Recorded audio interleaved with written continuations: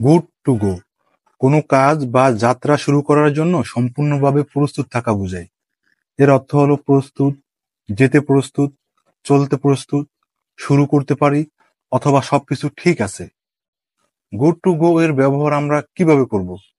যেমন I am good to go, আমি যেতে প্রস্তুত অথবা আমি শুরু করতে প্রস্তুত।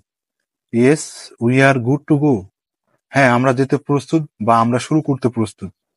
He is good to go, সে শুরু করতে প্রস্তুত বা সে যেতে প্রস্তুত। দে আর গুড টু গো, তারা যেতে প্রস্তুত বা তারা শুরু করতে প্রস্তুত। ইট ইজ গুড টু গো, এটি শুরু করতে প্রস্তুত বা এটি যেতে প্রস্তুত। গুড টু গো দিয়ে আমরা কিভাবে প্রশ্ন তৈরি করতে পারি? Am I good to go, আমি কি প্রস্তুত বা আমি কি শুরু করতে প্রস্তুত বা আমি কি শুরু করতে পারি, এইরকম অর্থে আমরা বুঝে থাকি। Are you good to go, তুমি কি যেতে প্রস্তুত অথবা তুমি কি শুরু করতে প্রস্তুত। আর উই গুড টু গো, আমরা কি যেতে প্রস্তুত বা আমরা কি শুরু করতে প্রস্তুত। Is he good to go, সে কি যেতে প্রস্তুত অথবা সে কি শুরু করতে প্রস্তুত।